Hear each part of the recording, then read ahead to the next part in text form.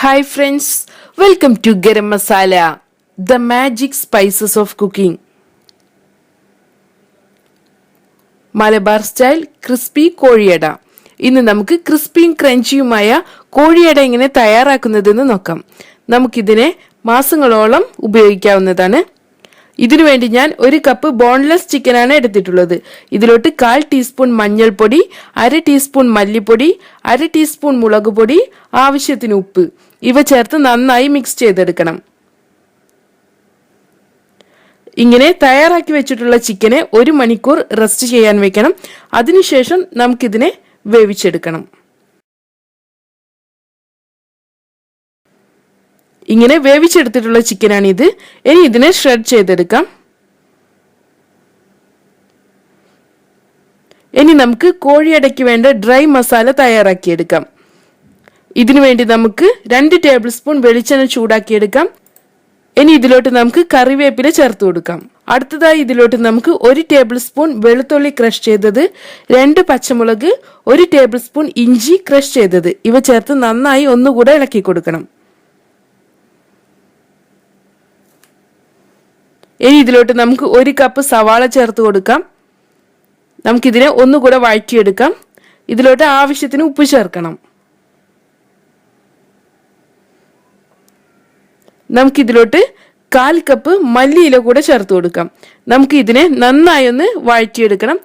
ഈ സവാളയും മല്ലിയിലയും എല്ലാം ഡ്രൈ ആയി വരണം. അതുവരെ നമുക്കിതിനെ വഴറ്റിയെടുക്കണം. ഇപ്പോൾ നമ്മുടെ സവാള എല്ലാം തയ്യാറായിട്ടുണ്ട്. ഇനി ഇതിലോട്ട് വേവിച്ച് ഷ്രെഡ് ചെയ്ത് വെച്ചിട്ടുള്ള ചിക്കൻ ചേർത്ത് കൊടുക്കാം. നമുക്ക് ഈ മസാലയും ചിക്കനും കൂടെ നന്നായി മിക്സ് ചെയ്യാം. ഇനി നമുക്കിതിലോട്ട് 1/2 ടീസ്പൂൺ ഗരം മസാല ചേർത്ത് കൊടുക്കാം. നമുക്കിതിനെ ലോ ഫ്ലെയിമിൽ വെച്ച് നന്നായി ഒന്ന് ഇളക്കി കൊടുക്കാം. ഇത് ഡ്രൈ ആയി വരണം. അതുവരെ നമുക്കിതിനെ ഇളക്കി കൊടുക്കണം. ഈ മസാല കരിഞ്ഞു പോകരുത്. ഇപ്പോൾ നമ്മുടെ മസാല ഡ്രൈ ആയി വന്നിട്ടുണ്ട്. ഡ്രൈ ആയതിനു ശേഷം നമുക്കിതിനെ തണുപ്പിച്ചെടുക്കാം. ഇപ്പോൾ നമ്മുടെ മസാല തണുത്തു വന്നിട്ടുണ്ട്. ഇനി നമുക്കിതിനെ ഒരു ബ്ലെൻഡറിലോട്ട് മാറ്റാം. ഇതിനെ ഒന്ന് ക്രഷ് ചെയ്തെടുക്കണം.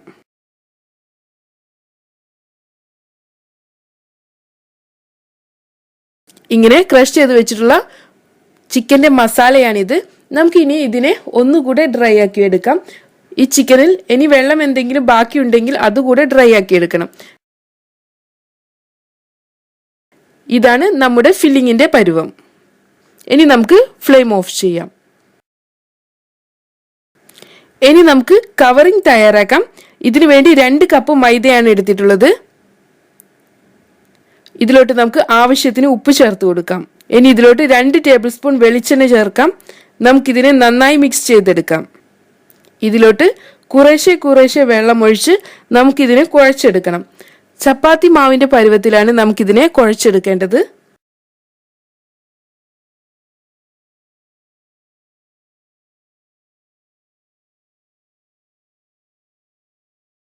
നമുക്കിതിനെ കൈ ഉപയോഗിച്ച് തന്നെ കുഴച്ചെടുക്കാം.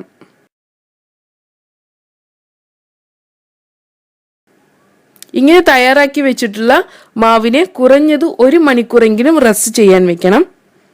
1 മണിക്കൂറിന് ശേഷം നമുക്കിതിനെ ഒന്നുകൂടെ കുഴച്ചെടുക്കാം. ഇപ്പോൾ നമ്മുടെ മാവ് നല്ല സോഫ്റ്റ് ആയി വന്നിട്ടുണ്ട്. നമുക്കിതിനെ ഒരൽപ്പം മൈദ ചേർത്തുകൊണ്ട് കുഴച്ചെടുക്കാം.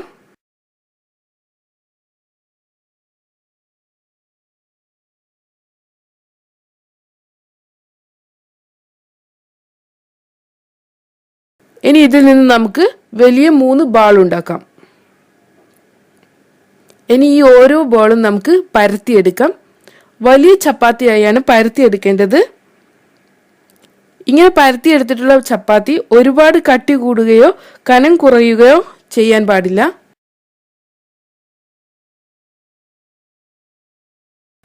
ഇനി നമുക്കിതിനെ കുക്കീസ് കട്ടർ കൊണ്ടോ ഗ്ലാസ് കൊണ്ടോ മുറിച്ചെടുക്കാം.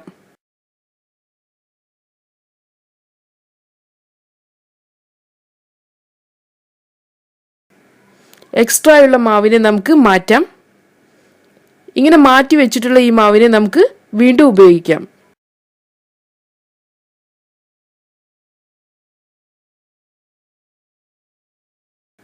ഇനി ഇതിലോട്ട് നമുക്ക് ഓരോ ടീസ്പൂൺ വീതം ഫില്ലിംഗ് വെച്ച് കൊടുക്കാം.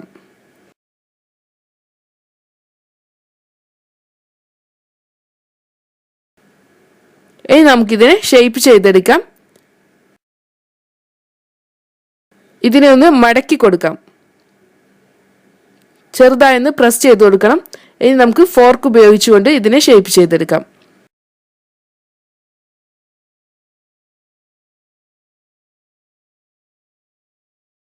ഇതുപോലെ നമുക്ക് അടുത്ത കോഴിയട കൂടെ തയ്യാറാക്കിയെടുക്കാം.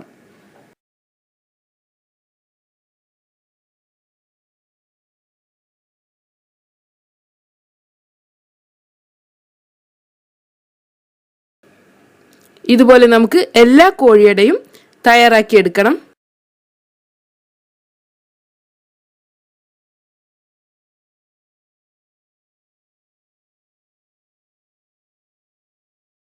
നമ്മുടെ എല്ലാ കോഴിയടയും ഫ്രൈ ചെയ്യാൻ വേണ്ടി തയ്യാറായിട്ടുണ്ട്.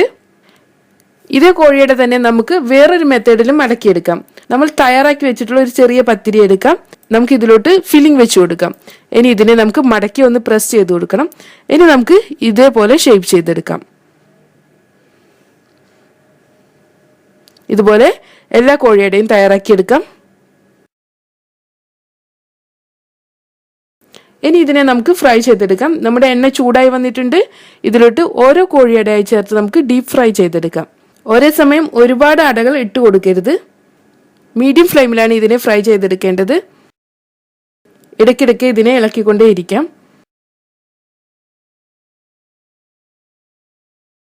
ഇപ്പോൾ നമ്മുടെ അട തയ്യാറായിട്ടുണ്ട്.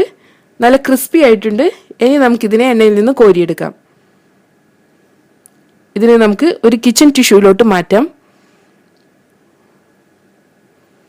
ഇതുപോലെ നമുക്ക് ബാക്കിയുള്ള അടകൾ കൂടെ ഫ്രൈ ചെയ്തെടുക്കണം.